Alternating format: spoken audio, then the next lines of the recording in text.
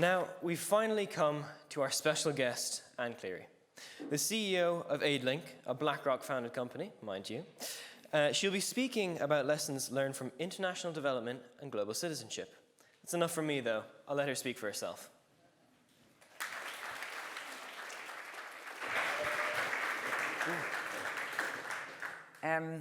Good evening, everybody. I feel very honoured and privileged and somewhat nervous up here this evening. So for the people that know me, they're smiling. Let me first, I'm going to tell you a little bit about myself and about our work in AidLink. So I am a local, kind of. I grew up in Foxrock. But one of the teachers, when I came in here tonight, said, "Oh gosh, but you're home when you're here." AidLink was established here in Blackrock College 40 years ago now. We're having a party next week to mark the occasion. And it was set up with a very specific purpose and mission, and that was to support local organisations and local communities and local missionaries in Africa to achieve their development ambitions. But before I just get into that, I want to tell you just a little bit about myself and maybe to address the young people in the room. So I am from Foxrock. I went to school in Cabinteely. I trained as a nurse, and I had the most extraordinary privilege, I think, of working in Africa for many years. I worked in Ethiopia. I worked for a very short period, I worked in Somalia. And maybe for the older people in the room, I worked in Rwanda in 1994. My history teacher sister tells me that I am now in the history books, which is not a good thing. But over that journey of living and working in Africa, of having that extraordinary privilege of traveling, of exploring cultures, of meeting people from around the world, of exercising what I believe to be, I suppose, my role in life, my commitment to social justice, my wanting a fairer world. I don't think when I was in school I understood what all those words meant, but I knew I wanted to be part of something. I wanted to be part of something that was going to make the world a bit better, to make the world a bit fairer, to make, yes, maybe better and fairer. And I think that all of us can play a role in that. I have to tell you that listening to you guys tonight, to the speakers tonight, you were powerful, you were passionate, but you are hopeful. And I think it's a very wonderful thing to be in the company of hope. Because if you want to work in international development, and if you want the world to be a fairer and more just place, you have to start with hope. Because it's tough and it's hard out there, and it takes a long time and it needs commitment. And I felt that in this room tonight, which I think is very hopeful. I wanted to tell two really short stories from my early days overseas. My first one from Ethiopia. I was in my early 20s and I went to work in Ethiopia. And there, so I was a nurse, not a doctor. And somebody brought a small boy to me one day, about 4 or 5 years of age, with a very sore ear, and asked me to treat the little boy. I looked at him, I treated him, I gave his mother the medicine, and she went home with the medicine. And I met him a couple of days later, and he looked fine. He looked really well. I was really pleased. My first prescription as a non-doctor. I thought, I'm champion at this. I'll be flying it for the next couple of years. And then to meet him the following day, and he was really, really ill, really, really sick. I thought, oh my God, what have I done here? What's happened? So I thought, I better go home. I better go and meet the mum and ask her what's happening, what's going on.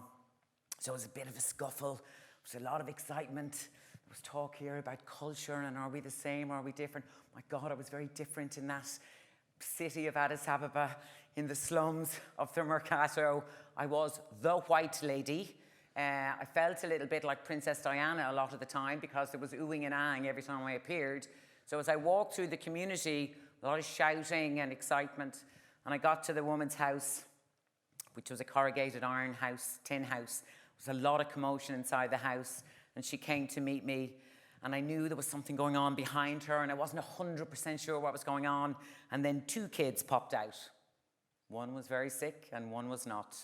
She had twins.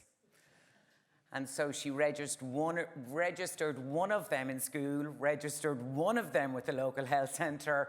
And so she went through life trying to share everything she had between 2.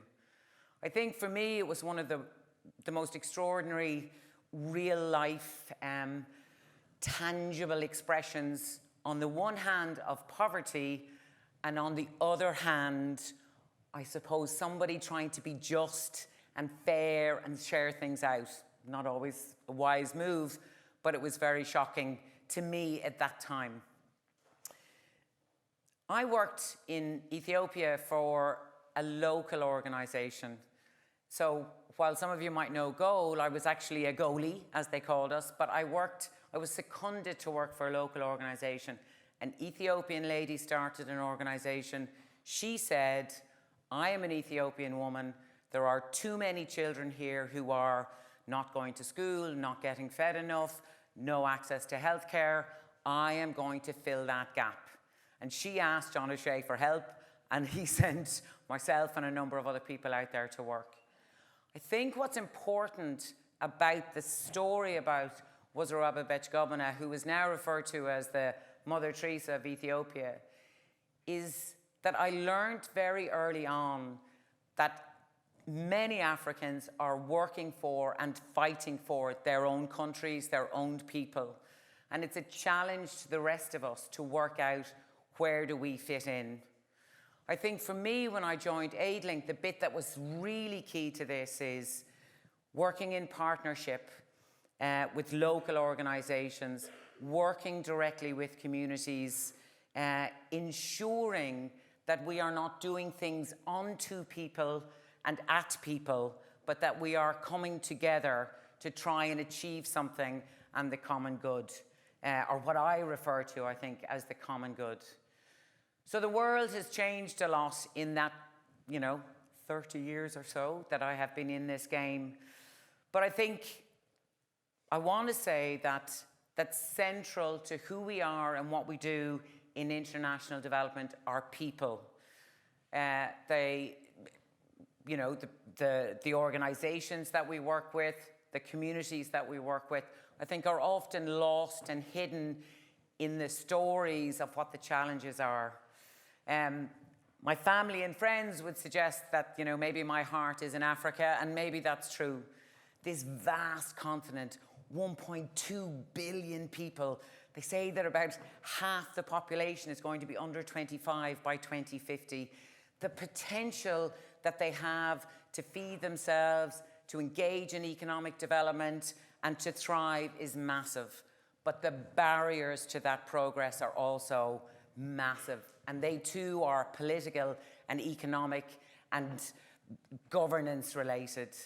And the challenge is, how do we shift from where that place is, where they are now, to where they would like to be?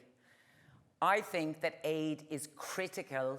It's part of a much wider process, but it is critical in assisting development and also in responding to acute humanitarian disasters. From the smallest projects to the largest engagement in political and policy dialogue, each has its place in making a difference in people's lives. I heard some of the guys talking about the Sustainable Development Goals. For us, for AidLink, we've identified 4 that we think are really critical. We're trying to alleviate poverty. We're trying to address gender equality. We're trying to engage with climate action. And now I have forgotten the 4th one. Just proves that the whole life thing is really tough at times. And in order to do that, education. Sorry. How could I forget that one in these hallowed halls?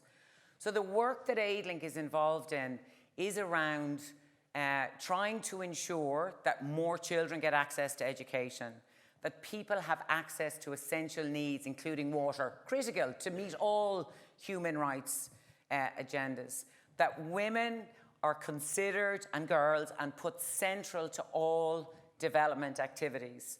Again, I know where I am when I am saying this, but I think that it is incumbent on all of us. You know, half of the world's population are women, and our place in society all over the world is really critical, but particularly in some very traditional communities in East Africa. Let me talk specifically about Turkana at the moment in northern Kenya. It has not rained in 2.5 years, 4 failed rainy seasons. The drought is extraordinary. And for those of you tracking, you know, the climate challenge, these are the people living on the front line of climate change. These are people that are living in vast deserts that heretofore saw a major drought every 10 to 20 years. It's now annual, and certainly for the last couple of years. There are 5 million people in Kenya hungry today, about 1 million of them children under 5. Women are walking up to 50 kilometres to water points to collect water. Children are dropping out of school because if there's no food in school, there's no point in going. If you're exhausted and hungry and tired anyway, there's no point in going. If the girls go and they're sent out to collect water, they're lost again for more days. So there is this massive, massive challenge facing this community in particular. A place where boys are prioritised over girls. They are valued for keeping the family name going, for protecting the animals and the land, and where girls are valued simply for their bride price or for their dowry. I was back there in March of this year, and I met a gentleman and asked him about his family. And he looked at me and said, look, I was trying, but, you know, my animals have died. And the opportunity came, and he married off his 3 daughters in the couple of months before I was there. The youngest one was 9. So I don't want to live in a world where 9-year-olds are getting married. What I want to live in a world is where all children, boys and girls, get a chance to go to school, get a chance to contribute to their own society. And I think that's possible. So, not to be too depressing, I want to say that we have seen great success and progress in the last 20 years. In our own projects within AidLink, we've seen about a 30% increase in enrolment in school. We've seen 80% attendance rates in the schools that we work in, both boys and girls coming, both boys and girls staying. And sometimes it's as simple as more water and toilets, more food in schools, training of boards of management and parents associations, working with communities to ensure that everyone has a chance to go, or that they will support their children's right to go to school, and also working with communities looking for alternative lifestyles. Some of these projects are small, but when they are replicated over and over again, they can make a massive difference. AidLink's approach is based on partnership. It's based on partnership, on capacity building, and connectivity of communities. I think that here in Blackrock we have been connected for many years. I did want to make reference to, you know, the immersion program and the fact that you know, we've had the joy, I think, in my career. It's been one of the most joyful parts of my career, is to be engaged in that program. I know the founders of AidLink had a vision for the future. Work has evolved and practices have changed, and we have made progress. But they must continue to evolve, and they must continue to change, and they must continue to be responsive to the challenges and the needs facing people every day. I think programs like the Global Citizenship Program will, I suppose, generate the next generation of people who will walk with us in solidarity with some of the most poor and marginalised people in sub-Saharan Africa. I feel like I would have, before I came tonight, I could say, oh, I could champion the immersion program. I think that you have done extraordinary work even without that, because I know that the speakers tonight didn't get that opportunity. But I will go back to this and say that I have faith in the work, I have faith in our partners, I have faith in the communities that we work with in Africa, but I also have, I think now, great faith in this community and in the students that spoke tonight, and it gives me hope for what is possible in the future and the difference we can make. Thank you all. Thank you.